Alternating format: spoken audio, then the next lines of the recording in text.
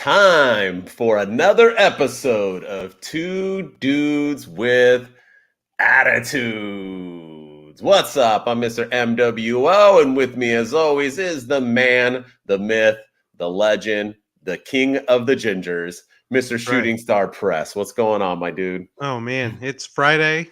I got the kids home. Yeah. Back from New York last week. We went to New York City. It was a fun time, good time. Celebrated my daughter's birthday and my wife and I's anniversary. And then tomorrow we have my daughter's 5th birthday party. So she's like the queen of the castle around here. She's getting all these birthday celebrations. But that is flipping awesome. I am actually a little bit surprised though that your daughter's birthday is the same time as the anniversary. Usually birthdays are 9 months after the anniversary. So that's good though. You guys are active. Good for you guys. Good for you guys. In this case it's 3 years apart. So we've been married 8 years, and she was born on our 3-year anniversary. She was born April 18th, 2018, and we got married April 18th, 2015. So that's insane. Yeah. I remember you telling me that, but I'm just doing it for TV right now. But that's insane. Yeah. That is like what? But that's awesome. Okay, really quick. So New York, let's hear it. Come on. How dirty, how fun, how crowded. I've never been, but I heard there's literally like people pissing and shitting on Times Square and like trash everywhere. Is that like rats? Is that true, or is it like fabricated?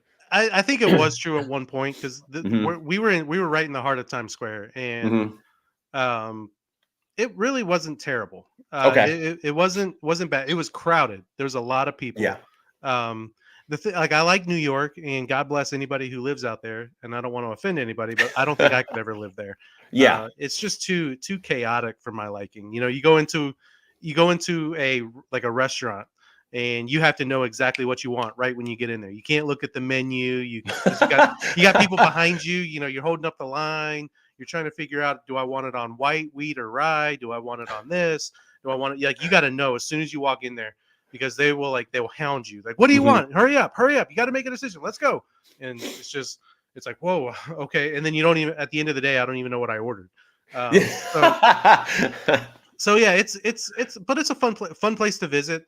But I don't think I could ever live there. But we did get to do some cool things. We went to a Yankees game. Awesome. I've never been to Yankee Stadium, so that was cool to experience that.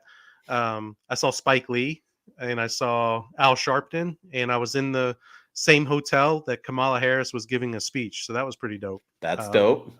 Yeah. So didn't get to see her, but there was a conference, some sort of conference, the National Action Network, I think it is. It's an equality and justice thing. They were doing a convention at the hotel. We were just checking in, and all of a sudden there's Spike Lee over there. There's Al Sharpton. And then like you see all these security, you see all the limos outside, the police force, the police presence, and it's the Vice President of the United States giving a speech in that hotel. I was like, geez, this is nuts. But yeah, it was cool. It was a fun time though. That's legit. That's like like I feel like I might feel like uneasy at that. Just the fact that like the vice president's in the same building as me, I feel like you don't know how people are. People are crazy. We're so divided. I would just be like, man, like I'm in the same hotel as like nothing's happening, right? Nothing's gonna go down. No one's gonna try anything stupid. I know. I was here. You know what I mean? Like it crossed my mind. I was like, but there was so much security. Like you couldn't. There was so much Secret Service. There was like you couldn't tell who was who anymore. And like this one dude had a bazooka, and I was like, okay, I'm not gonna mess with that guy. So he was literally standing out in front. He was standing in front of the police car. He's holding a bazooka, and I'm like, all right, that I'm not messing with him. Like to shoot down any choppers that are coming to attack you guys. Like, what do you need a bazooka? I don't know. I don't want to find out. But I was just like, this man has a freaking bazooka. Like, life is weird. Yeah, I was like, all right, okay. Did you go to the Twin Towers? We did. We went to World Trade Center. And how is it? Because my wife said it was like breathtaking, but like she was like crying through some of it. It's heartbreaking as well. It's gorgeous. Like the memorial is gorgeous. They took where the towers were, and it's now like a big waterfall that's going in. It's really cool. And then there's like a memorial museum she's exactly right. It's gorgeous, but it's also emotional at the same time. Did you go into that room where like it's like people's phone calls like from the airplanes and stuff? Yeah, and you're, like, listening to I didn't people go. talk? I couldn't do that. Okay, so she went in there, and that was like where she was like losing it, like hearing people saying their farewells to their kids and their wives, and people calling from towers. Yeah. Yeah, we saw it, but I couldn't do it. And plus, we had my child, and I was gonna say, that's not good. Yeah. She's the attention span is not all there, so she was like, "Okay, I'm." She wanted to like throw a quarter in the water. I'm like, "Oh, I don't think we can do that here." You're like, let's not here. Yeah, not here. Anywhere else. Yeah, anywhere else. We can throw pennies at the waterfall. I can imagine her just like heaving pennies, and people are like, "Oh my gosh!" Yeah, you're like, "I'm so sorry. I'm sorry." Yeah, God bless America. No, let's go. Let's go. Let's go. Come on. Go. They're gonna kill us. So all right. So we got to start. But so what you're telling me, it's California greater than New York, right? Let's hear it. Yes, I'll say yes. Because you said you would move to California. You were like, I'd come down here and live with you. So not with me, but like around, like so. Yeah, the weather in California it just feels it's crisp all year round. It's comfortable all year round. New York can be really miserably hot. And then like you can drive. You can do this thing called driving in California, where you can get from point A to point B. New York, you have to walk everywhere, and everything is an hour away, or it feels like everything's an hour away.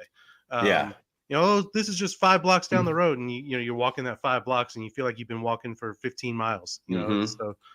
So and we walked a lot. We walked a lot with Patrick, and we walked in a pretty scary area. Inglewood's pretty whatever, and it wasn't bad, right? It wasn't as dirty as it. Like that's what I mean. And I was. Oh wait, here's Patrick. What smells more like pee and weed, LA or New York? Okay, so where we were did smell a lot like pee and weed. Yeah, but. Oh, because New York's legal too. So did it smell as bad as weed like it does in Cali? No, because Cali's all about the weed. Yeah, I don't think New York's as big of a weed place. And you also had your ex-con Dom outfit on, so I think that's why we were safe. Nobody wanted to mess with ex. No one was gonna mess with ex-con Denton over there. So. That was my name. And people don't the cute shirt and the hats. You guys don't look at it, but if you go back on my TikTok, look at that bald head, the beard. I did trim my beard up though, so I'm looking a little bit fresher today. So, but the bandana and the cholo button and everything, I can look pretty intimidating. For a people weren't messing with us. They were. No, they didn't know if I had a gat in my pants or what. It was just my junk. But anyway, all right, you ready? Let's get this party started. It's already 8 minutes in. And it's AEW Friday. And once again, is this 3 or 4 consecutive weeks where we're going to praise the bananas out of AEW. Congrats. I feel like Triple H is booking for all wrestling right now because it's like being booked well. The shows are fluid. They're meaningful. They have stories being built, and there's B-roll. What's up? We both look wonderful today. I agree. I agree. We are 2 sexy beasts. So that is true. But it's been good. I mean, there's building stories. They still have their fantastic wrestling. We're getting things. Obviously, when we talk about Dynamite, I'm sure we're all going to agree. B-roll, Patrick, whoever else is going to be listening, us. There was probably one thing where we might not be too happy with for sure on AEW Dynamite because we talked about it last week. But there was still some good things to go. Nothing's ever going to be perfect. And let's start with Rampage. Rampage brought it, I thought. It's only an hour, but I thought every segment that they did and every match they did had a purpose, right? There was nothing that felt like out of place. And I'm actually going to start with the main event. I want to talk about the main event. I didn't know what it was going to be. Maybe I missed it when I watched Dynamite. Sometimes they tell you, sometimes they don't. Maybe I just wasn't paying attention. But we had the return of the Perfect 10, Shawn Spears. What was his name in WWE again? Ty Dillinger. Ty Dillinger. Perfect 10. The Perfect. Yeah. I'm surprised he was able to bring that Perfect 10 gimmick with him. It was kind of a little weird that he was able to do that. But I've liked Shawn Spears. I like when he was the chairman. I like when he was with MJF. I think he's very underrated. We were talking about on Wednesday about underrated WWE guys. I think Shawn Spears is a pretty big underrated AEW guy. He's good on the mic. He's good in the ring, and he has a good look. He looks good. And he's dating like a super hot chick, right? I forgot which wrestler he's dating, but she's smoking hot. So he can also get the babe. So good for him. Are you looking up who he's dating? Yeah, Peyton Royce was. Yes, and she is. If you guys don't remember her, whoo, she was the hotter one of the Iconics. So I think they're still around. They're still, but Peyton, she is like a dime.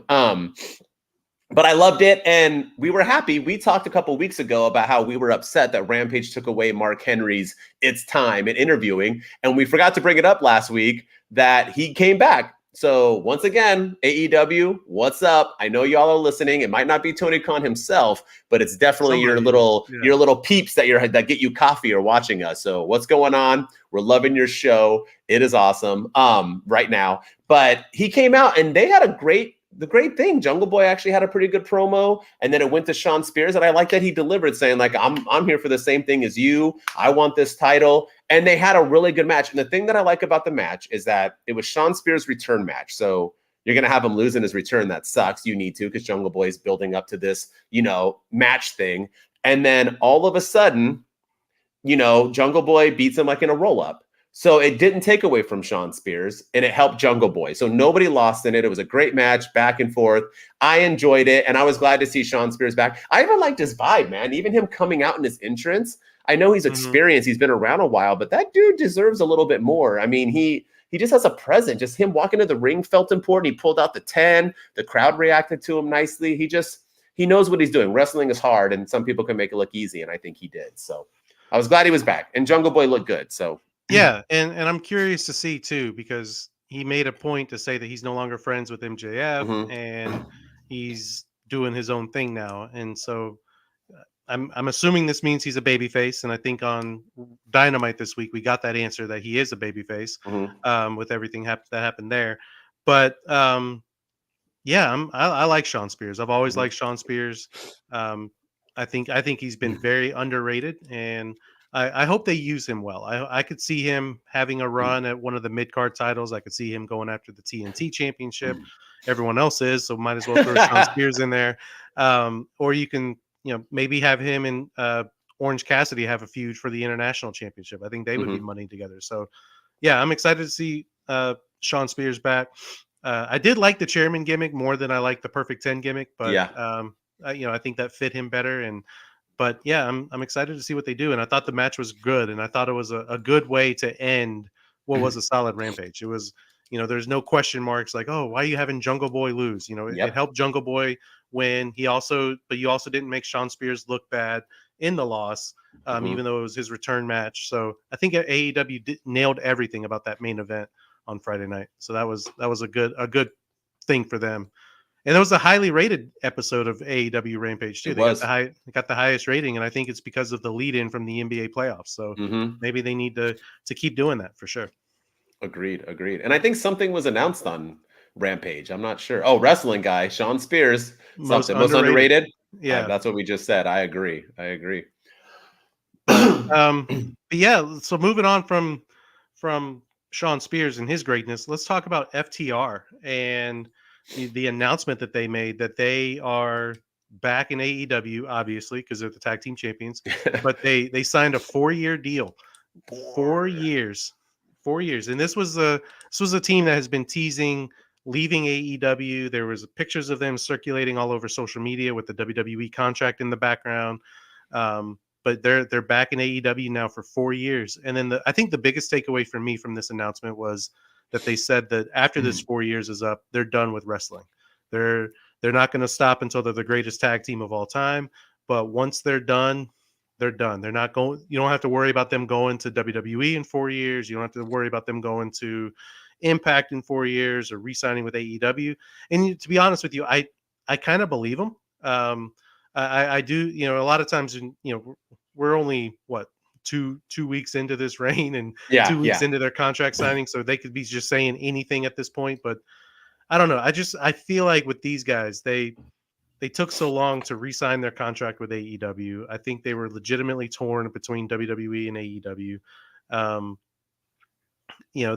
There's been Dax Hardwood's podcast, which everyone should go listen to, which he just said it's ending now, but because he says it's been a detriment to professional wrestling. I think all the CM Punk stuff, but he even said on the podcast that they've just been questioning whether how much longer they have in the tank, how much longer they want to keep doing this, and they don't see themselves breaking up or going the singles route. They want to be a tag team. So I honestly do believe that after this 4 years is up, that they'll be done, and they'll still be relatively young, and they can be making a pretty lucrative retirement. So I don't blame him. But I'm excited that we get FTR and AEW for 4 more years. I think it's a better company with FTR in it, and I think that they're going to help legitimize that tag team division.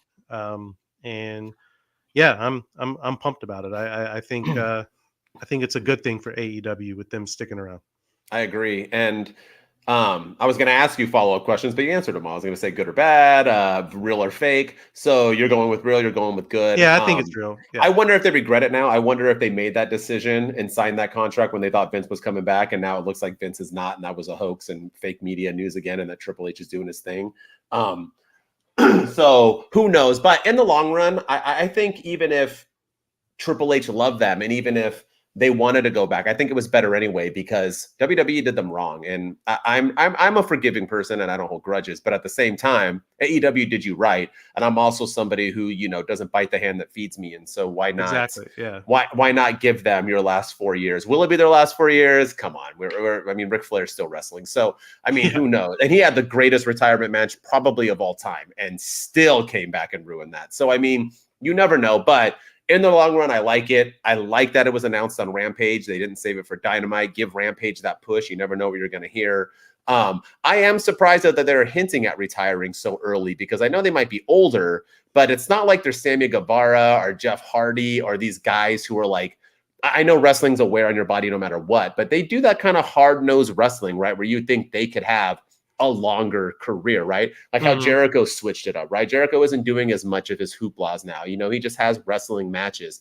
It's easier on your body than jumping through tables and doing flips constantly. So I'm surprised by that, but to each its own. And I think in 4 years, even if they don't have the titles the entire time, obviously they won't. I think they could go down as a top 10 tag team of all time. The best ever? No, but I think they could easily go down as a top 10. And I don't think they would be able to accomplish that in WWE. So good job on them. And, once again, reward the people who found you there. That's why I keep saying Justin Timberlake needs to do an NSYNC reunion tour.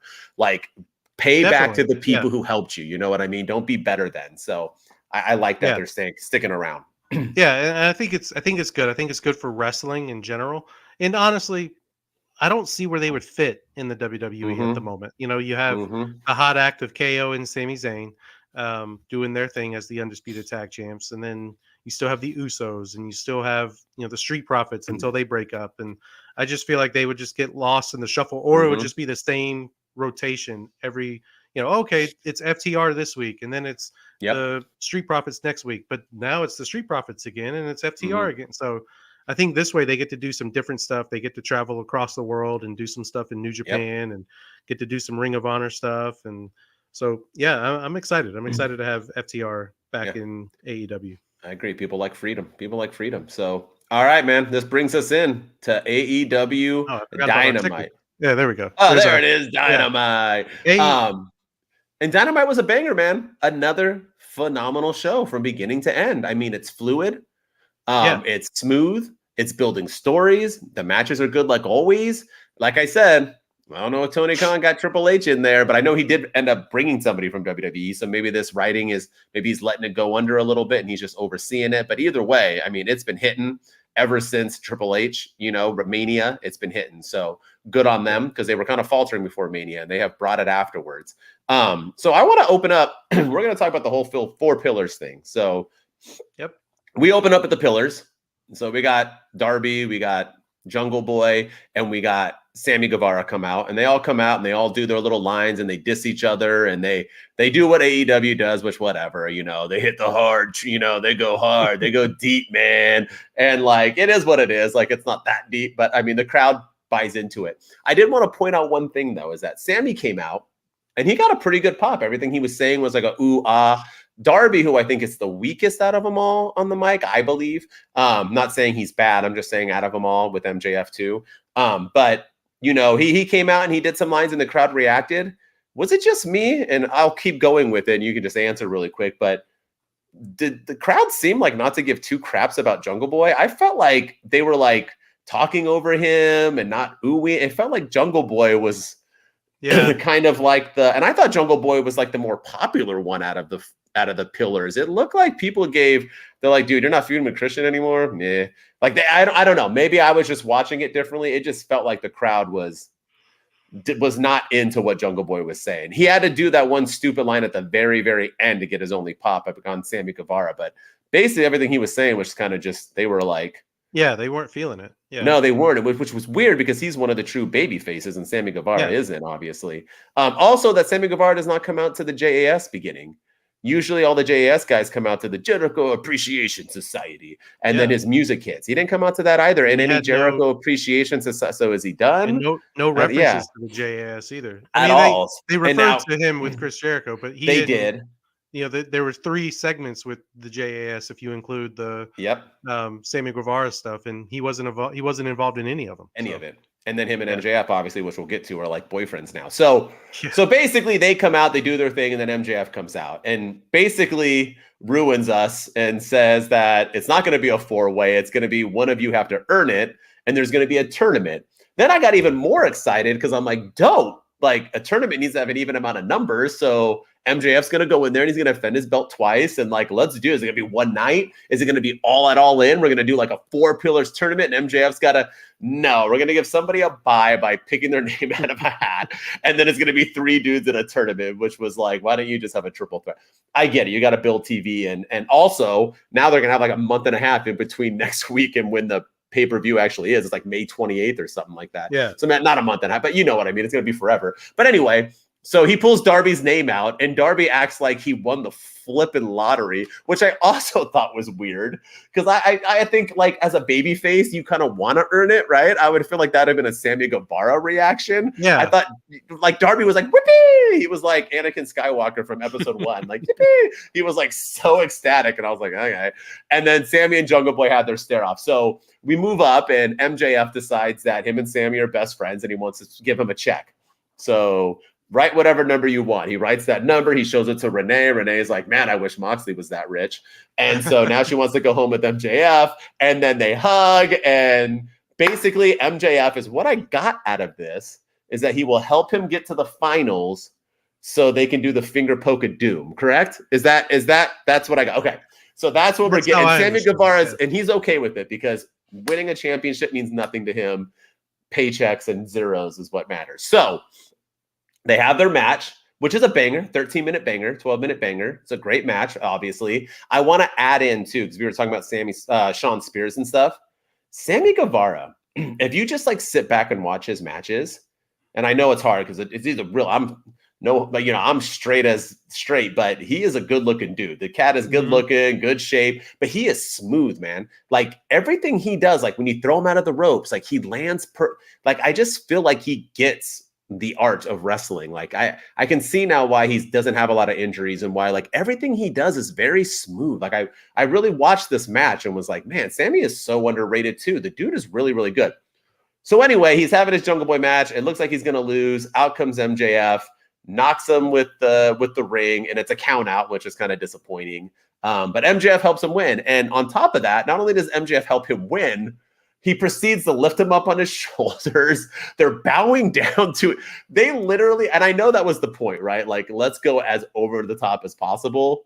But what I'm trying to get to you is 3 things, because you can talk about the segment if you want, but maybe 3 things. 1, are we getting a 4-way at All Out? 2, if not, is Darby winning next week?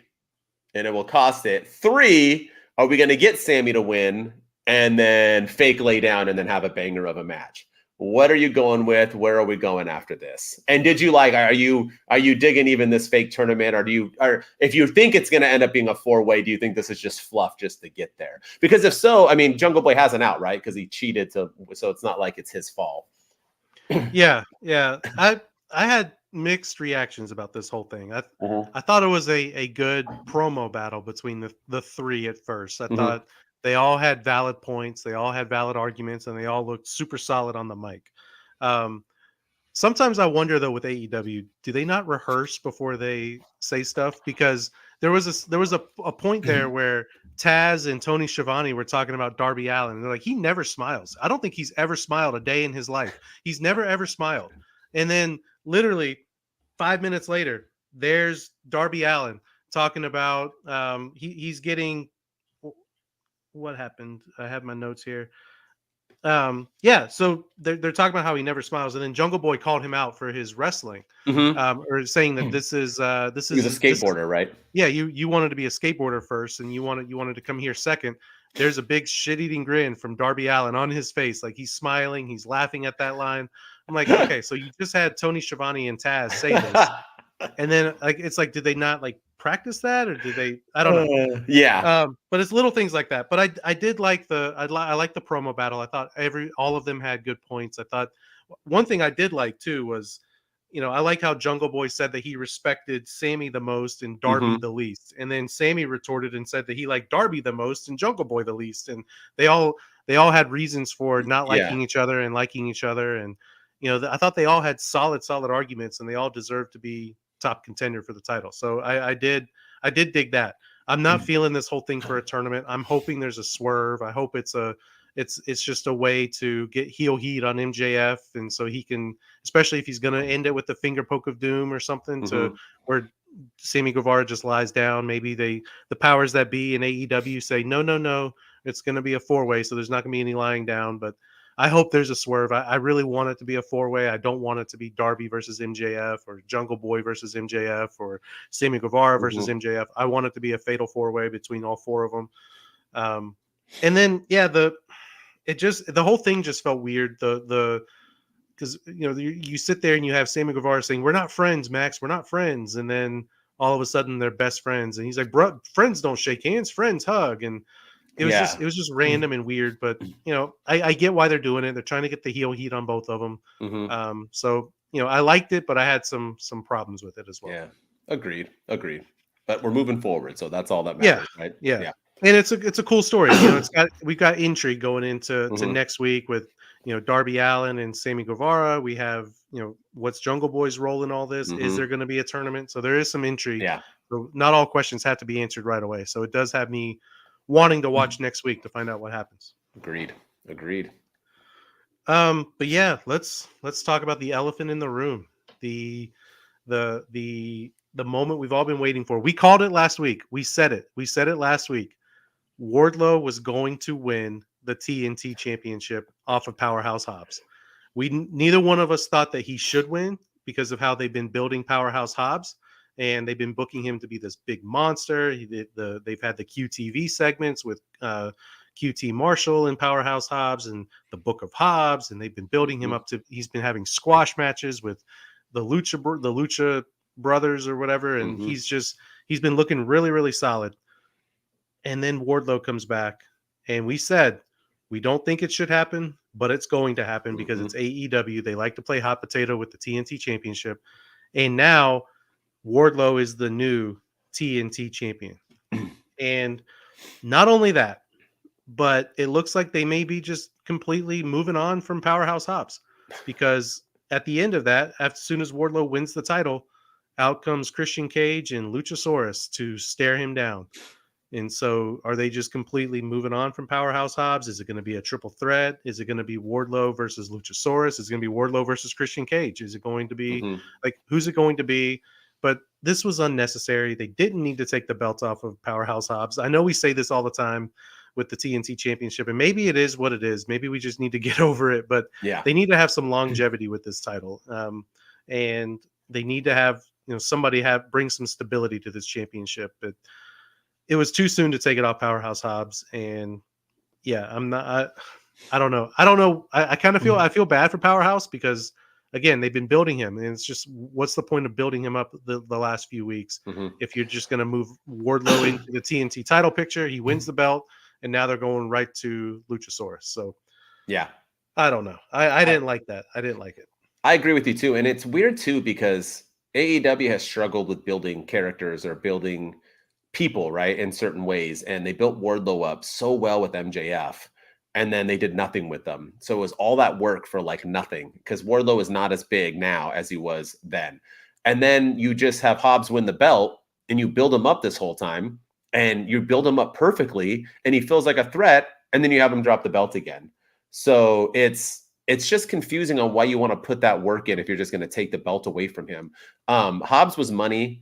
Wardlow doesn't need a belt. He's big enough right now to kind of build himself up and then fight for the heavyweight championship in the future. And he could be the one to dethrone MJF if you don't want it to be Adam Cole, baby. So it's like I was confused by it. And then the thing that really confused me is that I do think we have to accept the hot potato belt, because you have Luchasaurus come out with Christian. Yeah, Luchasaurus is winning that match. So it's going to play hot potato again. So you're not going to bring out someone like Luchasaurus and have him job and lose right off the bat. So now Luchasaurus is going to have the belt with Christian, and we're going to see where that goes. So it was all very confusing. The match was good. They both brought it. I think they both need to be pushed, but I'm lost on what they're doing. I think they put Hobbs in ROH then and let him kind of wreak havoc there, but don't let him disappear. The dude is money right now, and if you let him just vanish after losing this belt, it's not going to make a lot of sense. And I thought it was weird. And I thought it was weird to have that title change too, like at the midway point. It was like the end of the first hour. It was just, I don't know. It all just felt weird, but it is what it is. And I'm not like when Wardlow pinned him, I wasn't in shock, and I didn't even get upset because I was like, all right, well, that's what I thought was going to happen. Yeah, no, for sure. And the other thing too, the whole thing with Arn Anderson also just completely out of the blue. Arn Anderson all of a sudden is working with Wardlow when, like, I don't know, just some of this randomness in AEW that we talk about. We talk about it with the WWE with the women's tag division. It's just random tag team versus random tag team for the titles. It's the same thing in AEW. There's just a lot of randomness, and Wardlow doesn't need anybody. He's been fine on his own. He was good when he had MJF with him, but he just needs to be on his own. And now he's got Arn Anderson working with him, and I don't know.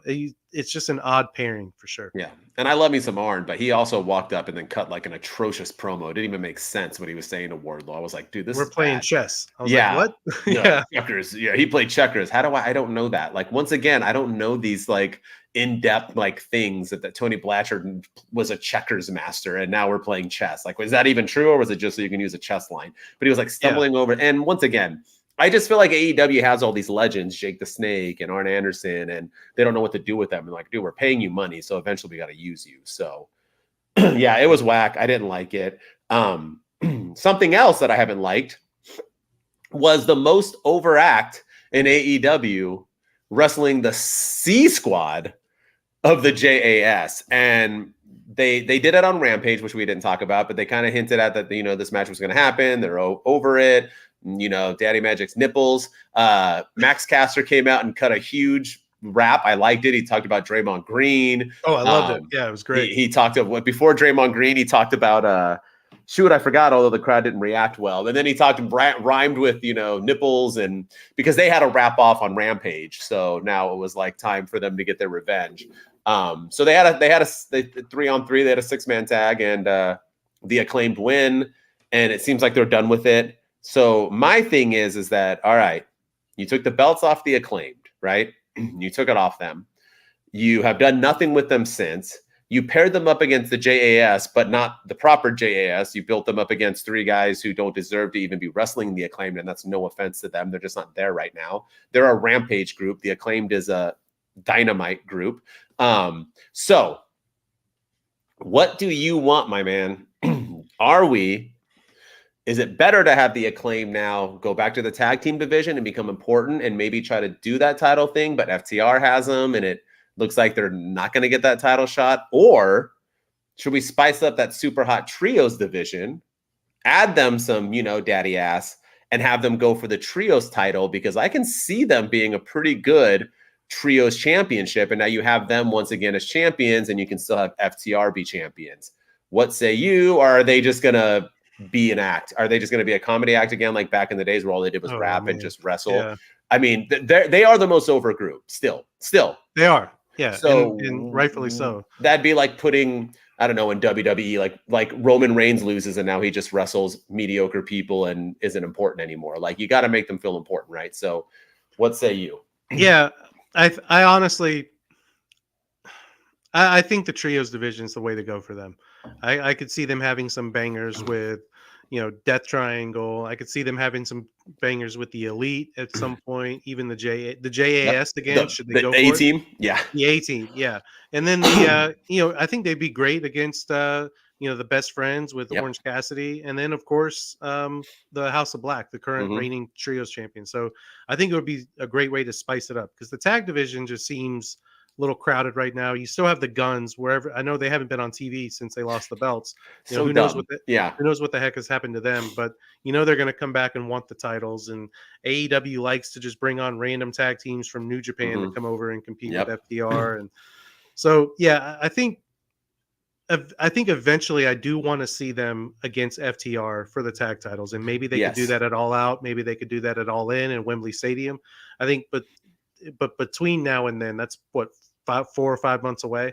So between now and then, I'd like to see them get some run in the trios division, and keep them separate from FTR until you absolutely have to put them against each other. And then I want to see them have a fight. So yeah, I want to see both. I want to see them go back for the tag team titles, but I also want to see them compete for the trios championship as well, and throw Billy Gunn in there. All right. Agreed. I agree with you fully. All of that man can still go. He's good. He is. Yeah. He looks good. Looks better than all of them. Yeah. So there's a lot to talk about too with more Dynamite, but because Kenny Omega had a cool moment, the BCC did their thing, but I want to talk about Chris Jericho and Adam Cole, baby. I thought this whole thing was freaking incredible. I thought it was a cool moment just to see them in the ring together for the first time. I didn't realize that was the first time that they'd ever been in the ring across from each other together on TV. I guess it makes sense, but I just never thought about it, and it was cool to just see them in the ring together. I like the fact that Chris Jericho shook Adam Cole's hand and then proceeded to berate him and told him how he has zero respect for him, and he absolutely despises him. Yeah, it was perfect. I loved it. But I also love the Adam Cole gave it right back to him, and I like the stupid idiot line playing off of Jericho's previous gimmicks where he called everybody a stupid idiot. And I thought everything was great about this segment. I like the beatdown that when Chris Jericho and Adam Cole were fighting, and then here comes Britt Baker. I like that they're mixing that in. They're bringing her into it, and then they bring in the Outcasts, and the Outcasts are beating up Britt Baker, and they handcuff Adam Cole to the ropes and make him watch as Saraya hits Britt Baker over and over and over again with the kendo stick. And I honestly thought that this was the moment of the night. I thought this was a great segment. I thought this was a cool way. I do think there's a couple of things that caught my eye. Number one, I think that this segment should have ended the show. I think it would have been a good way to end the show instead of putting it right before 30 or 40 minutes before the main event. I think it could have ended the show, and you would have had some intrigue going into next week. Number two, immediately after this was the JASB team losing to the Acclaimed. And I think that kind of took a little bit out of it for me. It's like, okay, you just had this awesome moment where Chris Jericho looked devious. He looked strong. He looked unstoppable. Daniel Garcia was out there. They were all doing their thing.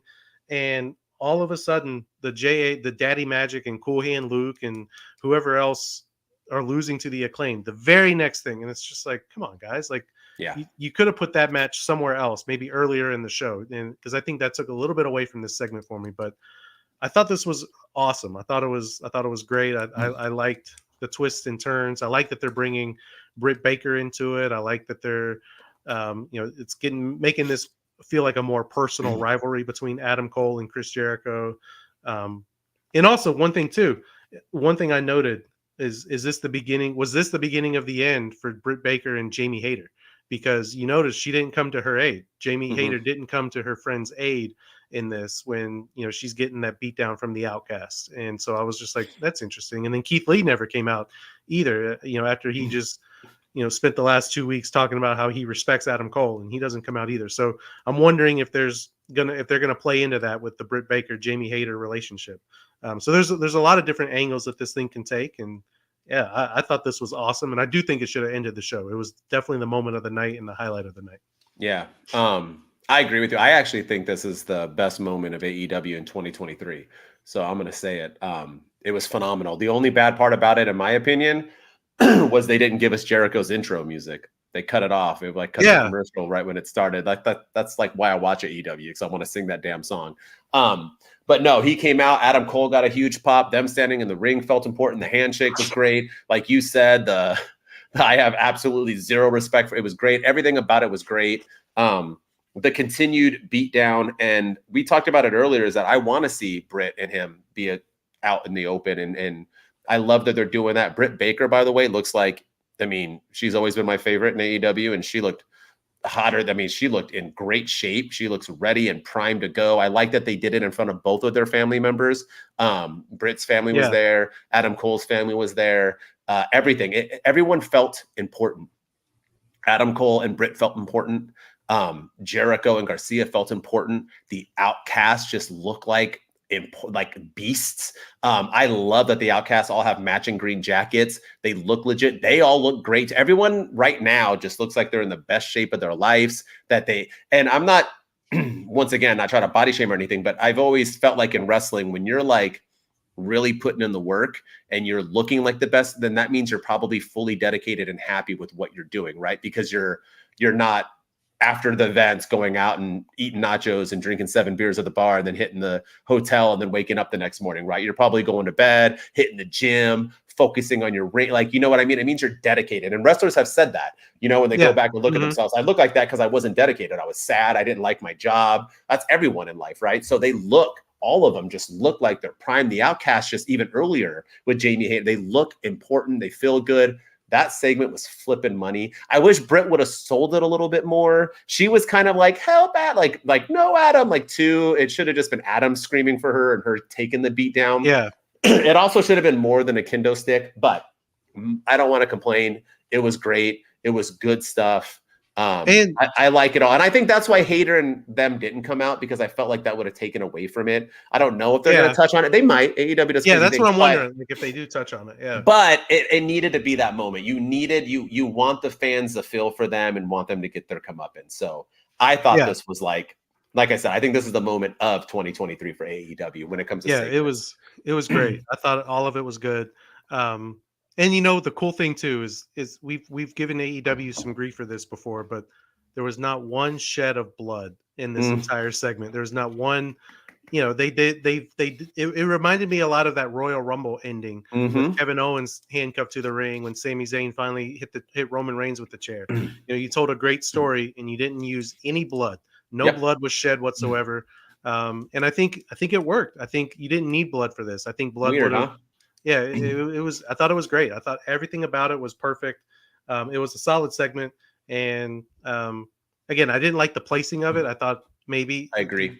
You could have put the Sammy Guevara match there with MJF, and then end the show with this, and you would have had some intrigue going into next week, and people being like, "Oh my gosh, like I got to watch Dynamite next week to see what happens with Jericho." So, but other than that, I thought it was a perfect segment. I thought it was well done. Yeah. And it's weird, right? Because what felt more important, the BCC hitting people with screwdrivers or that moment? So you don't need blood. I keep saying it. Blood does not make it feel more important. It's a story being told that makes it feel more important. This story is phenomenal. So yeah, they've got some good stories going on in AEW, and I think that's the reason that they're having monumental ratings right now. They're having solid shows week in and week out. So keep it going, Tony Khan. I know you're listening, so keep it up. Keep it going. So that was AEW this week, man. And now we're going to go into our segment, and we're doing one of our favorite segments because it seems like this man could not stay out of the news. So our segment today is. Oh gosh, now the pressure's on me. This segment is. Oh gosh, where'd it go? There it is. Fun segment. What did CM Punk say today? And with that said, I have heard a little rumor that CM Punk is what? All Elite again. He is back, baby. And that's what we are hearing. As always, we will start off our segment with the man, the handsome devil himself, Mr. Shooting Star Press. So what is CM Punk saying today, my man? What's the haps? So he's not saying anything. We haven't. Yes. He's posting. He hasn't posted anything on Instagram. He hasn't said anything idiotic, but the reports are that he is back, and it's a matter of when he's coming back, not if. Warner Brothers Discovery has been told that he's coming back. The AEW locker room has been told that he's coming back. So there's all kinds of stuff going on, and he could be coming back as soon as as early as June 17th. There's a show in Chicago, at the United Center in Chicago on June 17th, and it's a Saturday. And that's speculated to be the premiere date and location for AEW's new show that they're having called AEW Collision. And they're saying that the building has been booked. The official announcement should come. We should get one of those infamous Tony Khan / Adam Cole announcements here within the next couple of weeks, where they talk about the booking Chicago and they have a new show. But yeah, I think fans can expect a lot of promotion about CM Punk coming back over the next few weeks. And the other rumor too is that because they're getting a new show, and this show is supposed to air on Saturday nights from 8 to 10 p.m. Eastern on either one of the Turner networks, TNT or TBS. I think they're still trying to figure all that out. But the other rumor is that AEW is going to have like a soft brand split. So apparently the Elite don't want to work with CM Punk. Kenny Omega doesn't want to work with him. Chris Jericho may not want to work with him. There's a bunch of people in the locker room that are torn. So the rumor is they're going to put all the people that love CM Punk on the Saturday show, and they're going to be the flagship carriers of that Saturday show. And then everybody else is going to be on the Dynamite show Wednesday night, with the Elite and the Young Bucks and whoever else. So there's a lot to take in. I don't necessarily think that that's the case. I don't think that they created this new show because CM Punk is back. I think it's been anytime there's a show, it's got to have been in the works for quite a while. So I think it happens to be a coincidence that certain people don't want to work with him, and they're going to try to keep them separate as possible. But either way, I think it's inevitable that CM Punk's coming back. It's a matter of when he comes back, not if. And I don't know how I feel about this Saturday show. I think it could be a good thing for him. I think it's good to have a separate show, a new show, because that roster is so heavy and so stacked. But the time slot, Saturday night at 8:00, you're competing against yourself, because you've got the hockey playoffs on TNT right now. You have the NBA playoffs on TNT. You have Major League Baseball playoffs will air on Turner, so you're gonna have to bump that. And then you also have college football in the fall. You have the NFL in the fall. You have the NBA. You have golf. Anything, all the major sports that air on Saturdays. So you're going to be competing with them. But I don't know. Also, WWE. Don't forget about their premium live events air on Saturday nights now, starting at 8. So there's a lot to unpack here. But what do you think? CM Punk coming back to AEW, good or bad? I mean, him coming back is good. I think he should come back. I mean, hopefully he's learned his lesson and realized that you can't just say whatever you want. I don't believe that there's going to be a brand split because of him, though. I don't buy that whatsoever. I think that's hogwash and stupid. This is a business. It doesn't matter what you want to do. There's employees that I work with that I don't want to work with, but I have to. It's my job. You get paid to do that. So, and just because you're on the same show as them doesn't mean you have to wrestle him. Well, you have to see him backstage. Like, I don't feel like wrestlers are that petty. I mean, sure, you don't want to move the Elite. He is, but like, you don't want the Elite to be there. Okay, that makes sense, and maybe that's for the better. But other than that, like, what would you do? But just getting rid of all that. If he is 100% coming back, I'm for it. I think it helps them. Do I like a brand split? Yes. I think they have way too many people, and a brand split will help them. Putting people in a designated show so they get more time is awesome. They don't need more belts, so hopefully they just split the belts like WWE does and keep each one on that show. And then maybe they have 2 heavyweight champions, which would help as well, because why not, right? They have a lot of people who could be a champion in AEW. So I like it. What I don't like is a Saturday spot. If that's true, I think it's stupid. I would rather have them make Rampage 2 hours, make the Saturday a 1 hour, and make that kind of like your Sunday Night Heat used to be, where you just have people wrestle on those shows after dark, and then you just air it on Saturday as like a filler. I don't think Saturday is a good. So you already, because what are you going to do with Rampage? What does that make Rampage now if you have a Wednesday and a Saturday, and those are your 2 brand splits? So what is that? With the brand split though, what do you do with pay-per-views and so on? So there's a lot that goes into this. But I do like it. I don't hate it. I think it's good for them. And I just don't buy into people being so anti CM Punk that they like refuse to even like be on a show with him. I just think it's dumb. Like, yeah, he's a whatever guy, but he's been like, we need to stop acting like this is like news. People have been talking about this in early 2000. Like CM Punk has always been known as this guy. So it's not new to me. It's not new to anybody. I don't buy that at all. Yeah, I don't buy it at all. I think one thing that I do want to say too is there is rumor that his first program back is going to be with Chris Jericho. And this is Chris Jericho is the one that he called out in the Instagram post and said he's a liar and a stooge. And I think that could be good. I think that could be a way, because Chris Jericho's looked at as a locker room leader in AEW. And I think that's the reason they're making this the first program back is with Chris Jericho. Do I want to see Punk versus Jericho again? I saw it in 2012. I saw it in 2013. I don't need to see it in 2023, but I do think it could be a good first program back for him, to show that, hey, you know, we are willing to see, look, these two guys don't like each other and they're willing to let bygones be bygones for the sake of business. But he's the one thing, he's supposed to be meeting with Chris Jericho behind the scenes. CM Punk is. He's also supposed to meet with the AEW locker room. He's also supposed to meet with Tony Khan individually. And I think maybe Kenny Omega and the Young Bucks are going to like try to meet with him to discuss some stuff to see if they can all work together. Tony Khan, if you're listening, I know you, which I know you are, put those meetings, film those meetings, air them, don't edit them, don't filter them, air them as they are, and put them on All Access, because I guarantee you people want to see that. Put like, you know, have it an All Access CM Punk edition and have CM episode 1, the meeting with Chris Jericho, and just let us see the meeting. Let's see them hash it out. Don't tell them not to do anything for the cameras. Let's see whose side because we always hear CM Punk's side of the story. We always hear this guy's side of the story, but we never get to see it ourselves. So I think they should put these meetings on TV and let us pick a side. Let us see who's right, who's wrong. Let's see how these meetings really go. So put them on All Access. I guarantee you more people would watch that show if you did stuff like that. I love that idea. That's money. That's a good way to end this show. That's money. I say, do it, Tony Khan. Let's go.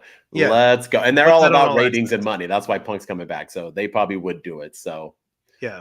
All right, man. Well, I guess time will tell, and I'm sure we're going to have another "What Did CM Punk Say Today" episode very soon, because I'm assuming we're going to keep hearing this. So, man, what an episode! All right, we did our thing. We're going to move on to next week. I feel like we're going to have 2 more great shows. We got SmackDown, a hot SmackDown tonight. Rampage is looking good.